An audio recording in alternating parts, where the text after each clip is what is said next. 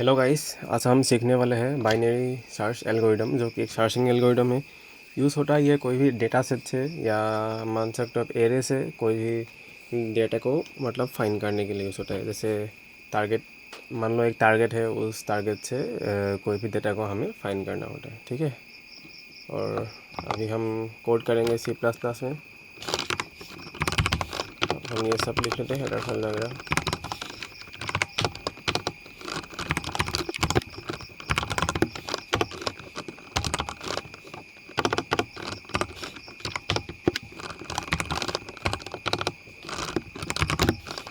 हम एक main function बनाएंगे। ओके, तो इसके लिए हमने इंट मेन ले लिया। अभी हम एक टारगेट लेंगे। टारगेट मान लो हमने 5 ले लिया। उसके बाद हम एक साइज़ नाम का वेरिएबल लेंगे, जो कि यूज़ होगा एरे की साइज़ को डिफाइन करने के लिए। ओके, देन अभी हम क्या करते हैं, हम साइज़ को सी आउट ले लेते हैं, जो कि हम यूज़र इनपुट बना रहे हैं तो इसलिए ये सब ले रहे हैं, वरना डायरेक्ट भी हम कर सकते हैं। बट यूज़र इनपुट बनाने से चीज़ें अच्छी होती है, तो इसके लिए हमें यूज़र इनपुट लेना हम ज़्यादा प्रीफर करते हैं इसके लिए। मतलब अभी क्या करेंगे, हमें सी और ले लेंगे। देन हम यहाँ पे लिखेंगे enter size of array.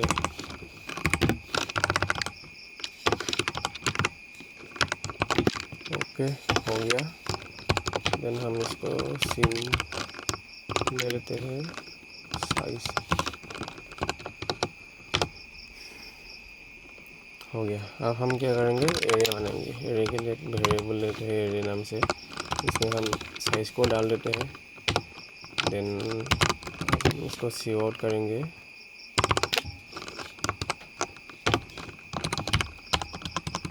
Insert the element in an array. Okay, हो गया। अब हम क्या करेंगे, सीन लेते हैं, सॉरी, अब हमें एक फॉर लूप लेना पड़ेगा इसके लिए। तो हम क्या करते हैं, int i is equal to 0, then i less than size and i को हम इंक्रीमेंट करेंगे। हो गया। अब हमें एक सिंपल सीन लेना है, एरे। इसके बाद हम यहाँ पे आइटरेशन लगाएंगे। ओके, ये हो गया अपना एरे। इसमें हम एलिमेंट को इंसर्ट करेंगे। देन अभी क्या करेंगे, रिटर्न 0। ओके, ये हो गया इसका पहला हिस्सा। ओके, इसके बाद हम सेकेंड, हमें क्या करना पड़ेगा, एक फंक्शन लेना पड़ेगा इसकी मेन लॉजिक को लिखने के लिए। ओके, हम एक फंक्शन लिख लेते हैं। देन हमें क्या क्या चाहिए, इसमें हमें चाहिए टारगेट, उसके बाद चाहिए हमें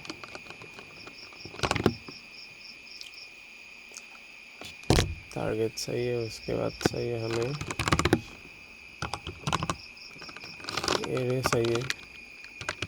सॉरी, क्या दे दिया मैंने, एरे आ गया। उसके बाद आ गया साइज। ओके,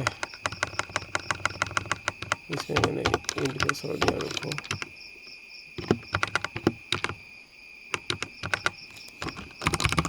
हो गया, अब ये हो गया। इसको एक काम करते हैं थोड़ा, अरे यार ये कहाँ आ गया। तो अब हमें क्या करना है, यहाँ पे मेन लॉजिक लिखना है, ठीक है। तो जैसे ही हम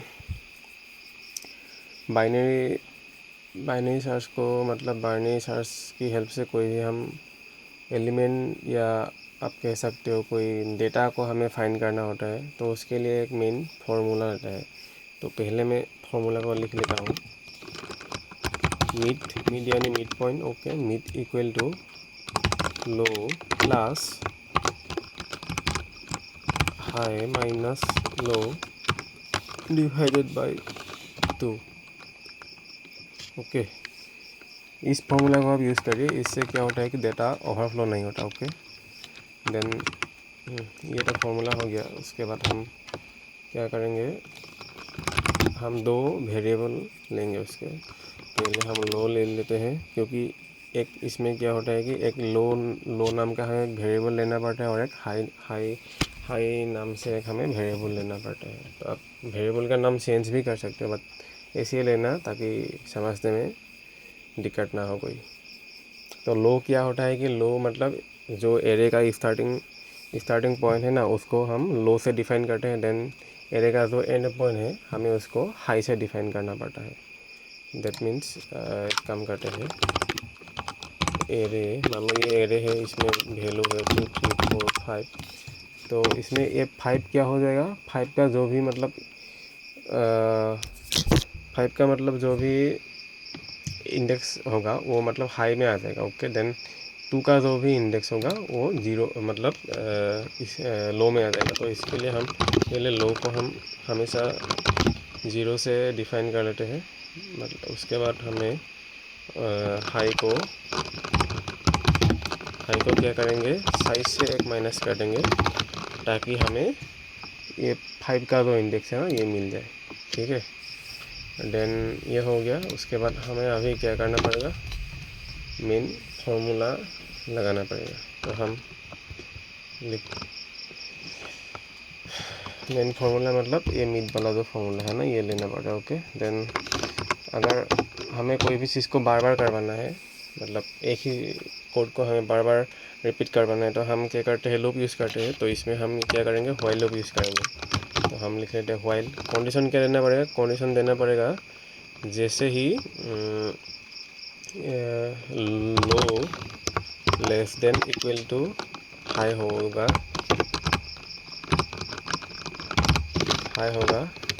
तो बाकी का कोड एग्जीक्यूट होगा। ओके, तो हम इसमें क्या करेंगे, अभी फॉर्मूला को लगाएंगे simply, mid equal to low plus high minus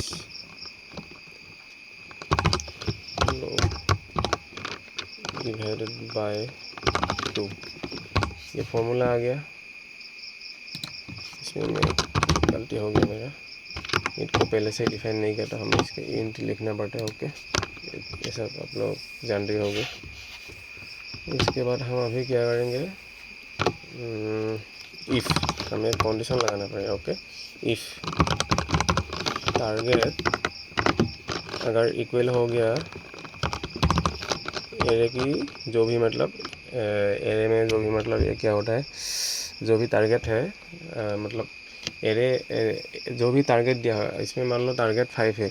अगर टारगेट 5 अगर एरे की जो भी इंडेक्स में अगर 5 वाला वैल्यू अगर मैच हो गया टारगेट और एरे में, तो हमें रिटर्न करना पड़ता है मिड को। ओके, देन हम इसमें क्या करेंगे, इसमें मिड लगाएंगे।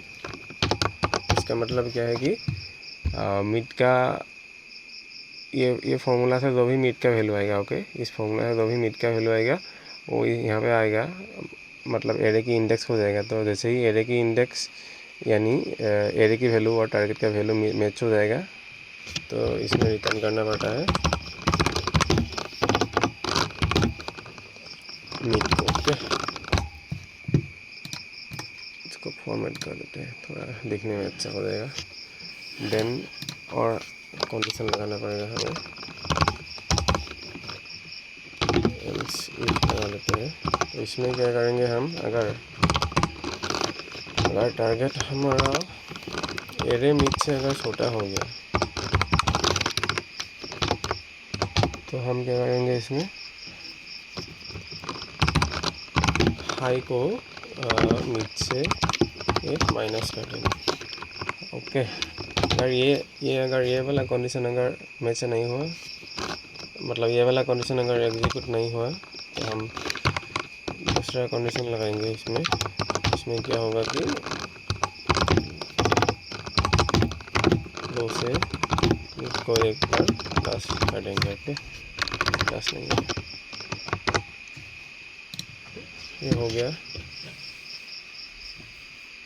देन अगर ये पूरा का पूरा मतलब इसमें अगर पूरी एरे को अगर मतलब सर्च कर लिया, अगर इसमें एरे में कोई भी टारगेट का वैल्यू नहीं मिला, मतलब टारगेट का वैल्यू अगर एरे में है ही नहीं, तो क्या होगा, एक हमें रिटर्न करवाना पड़ता है -1। इसका मतलब क्या है कि टारगेट में मतलब एरे में कोई टारगेट का वैल्यू है ही नहीं, मतलब टारगेट का वैल्यू एरे में है ही नहीं और मैच नहीं हुआ, जिसके लिए हमें -1 को रिटर्न करना पड़ता है। यही था सिंपली, मतलब पहले तो ये वाला फॉर्मूला एग्जीक्यूट होगा, मतलब मिड फाइन होगा। अगर मिड अगर एरे के टारगेट से अगर मैच हो गया तो डायरेक्ट रिटर्न करेगा फंक्शन को मिड। अगर ये पहले अगर मैच नहीं हुआ तो देन इसमें आ जाएगा एल्स में। अगर टारगेट मान लो इसमें 5 था ना, अगर टारगेट मिड का जो भी वैल्यू है उससे अगर छोटा हो गया, मतलब उससे अगर छोटा हो गया तो क्या होगा, हाई से मिड माइनस हो जाएगा। अगर उससे बड़ा हो गया, इसमें हमें LC4 लगा सकते हैं, यहाँ पे इफ भी आप ऐसे लिख सकते हैं, बट इसमें कोई ज़रूरत नहीं है। तो अगर टारगेट से अगर बड़ा हो गया तो ये लो मिड +1 आ जाएगा, low equal to mid +1। That means mid की जो भी वैल्यू होगा वो एक बार इंक्रीज़ हो जाएगा। अगर इसमें हो गया तो एक बार डिक्रीज़ हो जाता है इसमें। देन ये सब होने के बाद फिर से व्हाइल लूप चलेगा ना, फिर से व्हाइल लूप चलेगा। ये कंडीशन जब तक मतलब ट्रू होगा, ये वाला कंडीशन जब तक ट्रू होगा तो चलेगा ही ना, अगर टारगेट मैच नहीं हुआ तो फिर से इसमें अगर मान लो ये वाला कंडीशन एग्जीक्यूट हो गया, तो इसमें क्या होगा कि हाई का जो भी वैल्यू है वो इसमें अपडेट हो जाएगा। अपडेट होने के बाद फिर से व्हाइल लूप में आएगा। व्हाइल लूप में जैसे ही आ जाएगा, जैसे ही व्हाइल लूप में आ जाएगा, देन क्या होगा,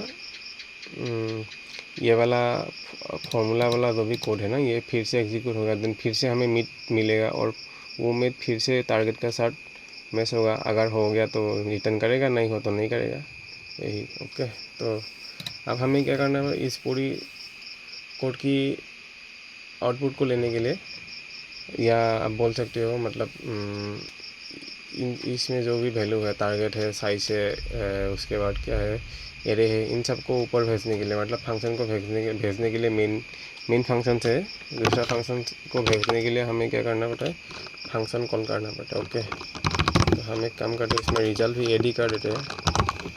रिजल्ट इक्वल टू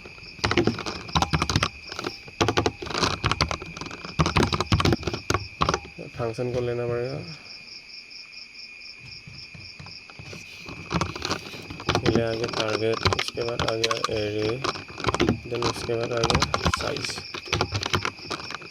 ओके, अब हम क्या करेंगे, और एक कंडीशन है, इफ अगर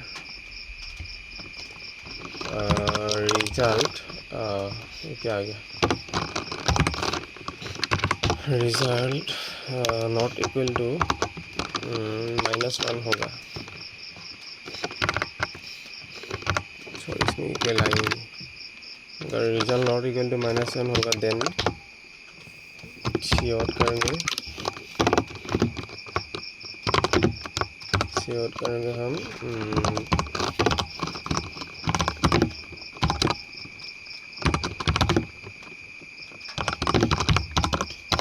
इंडेक्स।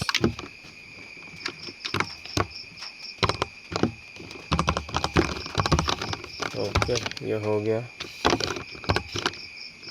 पहला। अगर रिजल्ट अगर -1 नहीं होगा, तो अगर रिजल्ट अगर -1 नहीं हो गया, RESULT,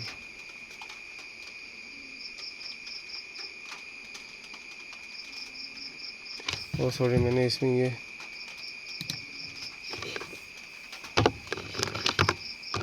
गलत लिख दिया था, इसको करेक्शन करना पड़ेगा। RES, अरे यार कैसे गलत हो गया मेरा। ओके, अभी हो गया।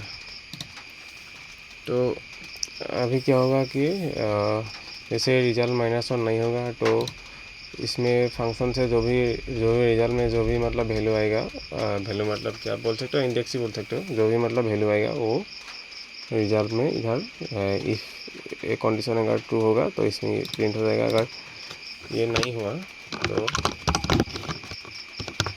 एल्स में क्या करेंगे हम,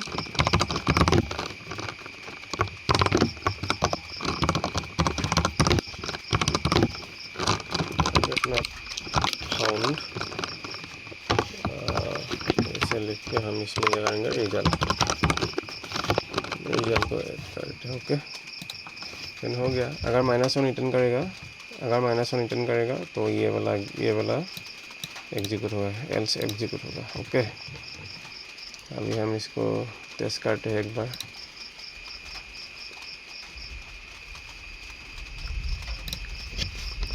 एरे का साइज देते हैं 6, हमें एलिमेंट ऐड करने के लिए बोल रहा है 2 3 4 5 6 7, चलो 6 और एक ऐड करना पड़ेगा ना, 8 हो गया।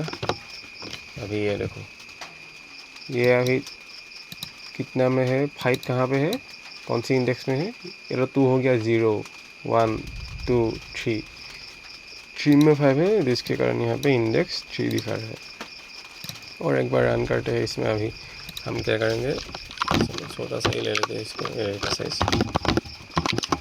इसमें अभी हम टारगेट का वैल्यू हम इसमें पुट ही नहीं करेंगे, तो इसमें क्या आएगा, -1। देखो -1 आ गया, क्योंकि इसमें अभी क्या हुआ ना कि टारगेट का वैल्यू हमने दिया ही नहीं, तो इस पूरी इसको सर्च करने के बाद एरे को मिला ही नहीं टारगेट, जिसके कारण रिटर्न 1 हो गया, मतलब